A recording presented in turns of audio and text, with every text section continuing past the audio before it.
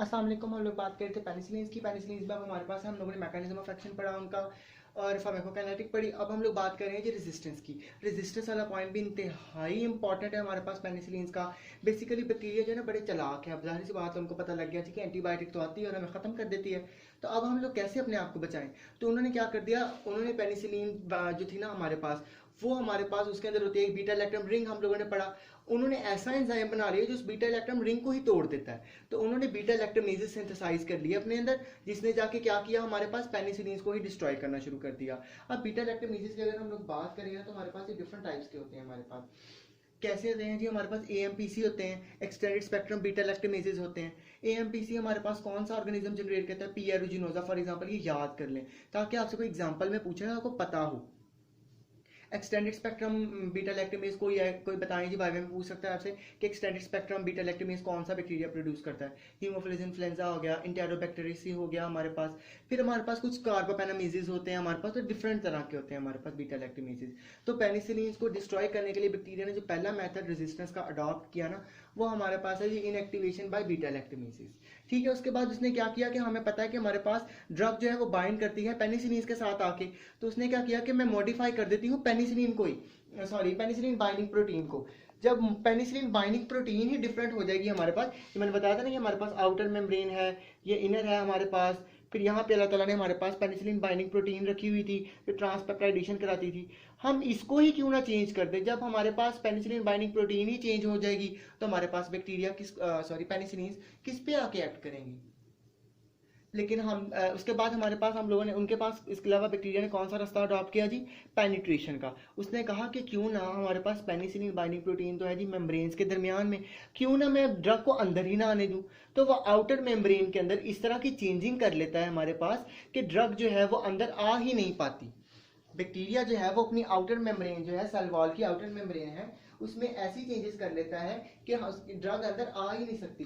खास तौर पे ये चेंज वाला मसला जो है ना, ये वाला मेथड जो है, ये ग्राम नेगेटिव बैक्टीरिया के खिलाफ बहुत जल्दी अडॉप्ट होता है। बिकॉज ग्राम नेगेटिव बैक्टीरिया जो है ना, पेनिसिलिन जो है वो ग्राम नेगेटिव बैक्टीरिया की ना अपर सेल वॉल को क्रॉस ही नहीं कर पाती। तो बैक्टीरिया जो है ना, ग्राम नेगेटिव बैक्टीरिया, वो इस मेथड को बहुत जल्दी अडॉप्ट कर लेते हैं रेजिस्टेंस बनाने के लिए पेनिसिलिन के अगेंस्ट। फिर भी बहरहाल हम इंसान जो है वो रुकते नहीं, उन्होंने काफ़ी ज़्यादा काम किया है इसके ऊपर। इसके अलावा हमारे पास आती हैं जी फ्लक्स ऑफ एंटीबायोटिक्स। बैक्टीरिया इतने चालाक थे कि वो जैसे ही पेनिसिलिन मतलब जो थी ना हमारे पास, वो आउटर मेम्ब्रेन क्रॉस करके अंदर आ जाती थी ना, उनको फटाफट बाहर निकाल देते थे। कुछ ऐसे पंप्स बना लिए बैक्टीरिया ने। लेकिन अब हम लोगों को पता है कि हमारे पास हम लोगों ने ड्रग्स जो दी हुई हैं ये फालतू थोड़ी दी हुई हैं, जाहिर सी बात है इन पे तो रिसर्च हुई हुई है। तो इन्होंने क्या किया हमारे पास कि ग्राम नेगेटिव जो थे ना बैक्टीरिया, वो बड़े चालाक थे, उन्होंने ना पेनिसिलिन की एंट्री को रोका हुआ था। कह रहे थे जी कि हमने तुम अंदर ही नहीं आने देना। तो बैक्टीरिया ने, पेनिसिलिन ने क्या किया कि सेल मेम्ब्रेन के अंदर ना कुछ छोटे छोटे पोर्स ढूंढे। उनको कहते हैं जी पोरेन, छोटे छोटे चैनल है हमारे पास सेल वॉल के अंदर बैक्टीरिया की, जिनको हम लोग कहते हैं जी पोरेंस। ठीक है, ड्रग जो थी इन पोर्स से अंदर आना शुरू हो गई। फिर बैक्टीरिया ने देखा कि ये पोर्स से अंदर आ रही है, तो बैक्टीरिया ने इन पोर्स को ही बंद कर दिया हमारे पास। तो ये हमारे पास 4-5 मेथड है पेनिसिलिन के कि बैक्टीरिया ने इनके खिलाफ रेजिस्टेंस कैसे डेवलप की। या तो उन्होंने जी हमारे पास बीटा लैक्टमेज प्रोड्यूस करना शुरू कर दिए, पेनिसिलिन बाइंडिंग प्रोटीन्स को मॉडिफाई कर लिया, पेनिट्रेशन को इम्पेयर्ड कर दिया। इसके अलावा फ्लक्स, इतनी भी बातें आप याद रख लेंगे तो इनफ है ताकि आपको पता हो कि पेनिसिलिन के खिलाफ रेजिस्टेंस डेवलप हुई कैसे है। ठीक है, अगर हम लोग बात करें एंटीबैक्टीरियल स्पेक्ट्रम की, तो इसमें से तो कोई खास सवाल नहीं आता, सिर्फ छोटी छोटी बातें आप याद रख लें। पेनिसिलिन जी जो हमारे पास एक्टिव है ग्राम पॉजिटिव के अगेंस्ट और ग्राम नेगेटिव को का है। आपसे कोई भी पूछे तो आप इतना बता दें, ग्राम नेगेटिव रॉड्स के खिलाफ या तो एक्टिव ही नहीं है, अगर एक्टिव है तो बहुत कम एक्टिव है।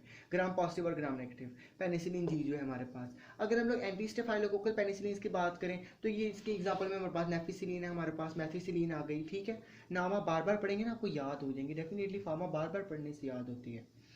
ये हमारे पास स्टेफाइलोकोकस हो गया, स्ट्रेप्टोकोकस हो गया, इनके खिलाफ एक्टिव है हमारे पास। ठीक है, नॉट ग्राम नेगेटिव कोकाई, मैंने यहाँ लिखा हुआ है ये ग्राम नेगेटिव कोकाई के खिलाफ बिल्कुल भी एक्टिव नहीं है हमारे पास। ठीक है, आपने याद रखना है इस बात को। फिर हमारे पास आते हैं ये extended spectrum beta lactamases. Sorry extended spectrum penicillin. Extended spectrum penicillin जो है याद कर लिया, अब हमें पता है कोई भी चीज़ मॉडर्न से मॉडर्न, जदीद से जदीद क्यों बनाते हैं। कोई चीज़ पहले के खिलाफ एक्टिव नहीं थी, अगली वाली जो ड्रग है ना वो उसके खिलाफ एक्टिव हो, तो फिर ये हमारे पास जो थी ना यहाँ ग्राम नेगेटिव के खिलाफ इनकी एक्टिविटी नहीं थी पेनिसिलिन की, तो हमने एक्सटेंडेड स्पेक्ट्रम ड्रग्स बनाई जिसमें हमारे पास अमॉक्सिसिलिन, एम्पिसिलिन, टिकारसिलिन आ गई। वो ग्राम नेगेटिव ड्रग्स के खिलाफ बहुत अच्छी एक्टिव थी।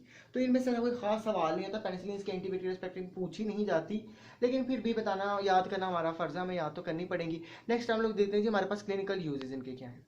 हम लोग अगर इनके क्लिनिकल यूजेस की बात करें तो मैंने जिस तरह इनको याद किया है, हमारे पास narrow spectrum plus penicillinase susceptible. Penicillinase हमारे पास क्या है कि बीटा लैक्टोमेज को पेनिसिलिनेज भी कहते हैं, ठीक है। नैरो स्पेक्ट्रम है वो, लेकिन पेनिसिलिनेज से ससेप्टेबल है, मतलब ये एंजाइम उनको डिग्रेड कर देगा। इसमें आती है पेनिसिलिन जी हो गया, पेनिसिलिन वी हो गया। तो याद रख ले पेनिसिलिन जी हमारे पास कहाँ यूज होती है, it is a drug of choice for syphilis, because ये ट्रीट करती है ट्रिपोनिमा पैलिडियम के खिलाफ, बहुत एक्टिव है।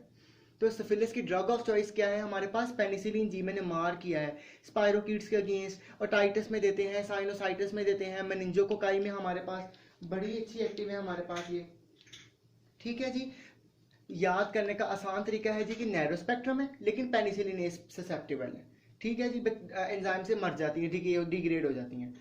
वेरी नैरो स्पेक्ट्रम मतलब कि स्पेक्ट्रम बहुत ज्यादा नैरो है, सिर्फ हमारे पास किसको ट्रीट करती है, रेजिस्टेंट स्ट्रेन को। कौन सी रेजिस्टेंट स्ट्रेन को, स्ट्रेप्टोकोकाई और स्टेफाइलोकोकाई, लेकिन पेनिसिलिनेज से रेजिस्टेंट है। एंजाइम ये जो बीटा लैक्टोमेज एंजाइम है ना, इनको कुछ नहीं कहता, मेथिसिलिन और नेफासिलिन को ना ये एंजाइम कुछ नहीं कहता, ठीक है। लेकिन ये बड़ी नैरो स्पेक्ट्रम है, ये सिर्फ इस्तेमाल होती हैं जी स्टेफाइलोकोकस और स्ट्रेप्टोकोकस वगैरह इन्फेक्शन के खिलाफ। इनको हम हमारा दूसरा नाम जिनको हम लिख देते हैं वो है जी हमारे पास एंटी स्टेफाइलोकोकल पेनिसिलिन्स, ठीक है। इनको वेरी नैरो स्पेक्ट्रम है इनका, दूसरा ये पेनिसिलिनेज एंजाइम से रेजिस्टेंट है। तीसरी बात करें वाइड स्पेक्ट्रम है लेकिन पेनिसिलिनेज ससेप्टेबल है। स्पेक्ट्रम बड़ा अच्छा है लेकिन इस एंजाइम से डिग्रेड होने का खतरा भी बड़ा है इनको भाई, ठीक है। तो इनको हम लोग कहते हैं एक्सटेंडेड स्पेक्ट्रम पेनिसिलिन। इनमें हमारे पास आती है एम्पिसिलिन हो गया, मॉक्सिसिलिन हो गया, टिकारसिलिन हो गया, कार्बापेनिसिलिन हो गया हमारे पास। तो एम्पिसिलिन का एक ड्रग ऑफ चॉइस यूज याद रख लें जी, शाइजिलोसिस में इस्तेमाल होती है हमारे पास, ठीक है। मैंने तो वैसे ब्रॉड स्पेक्ट्रम का निमोनिक ये है मेरे पास है LEPHM, ठीक है, लिफाम। L से लिस्टीरिया, E से इकोलाई, P से प्रोटियस, H से हीमोफिलस इन्फ्लुएंजा, M से मोरेक्सेला। ये याद कर लें आप लोग, 5 बैक्टीरिया के नाम याद कर लेंगे तो नंबर मिल जाएंगे। मतलब आसान है ये बैक्टीरिया के नाम भी, डेफिनेटली माइक्रोबायोलॉजी मतलब आपको बैक्टीरिया के नाम आने चाहिए। तो हमारे पास ये Listeria, E coli, Proteus, Haemophilus influenzae, Moraxella के खिलाफ बड़ी एक्टिव है हमारे पास।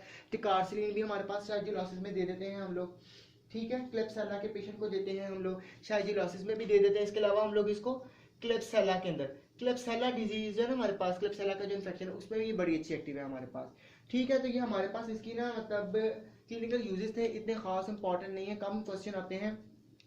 ड्रग ऑफ चॉइस से पूछते हैं आपसे, सिफिलिस पेनिसिलिन जी के केस में दे देते हैं हमारे पास, ठीक है।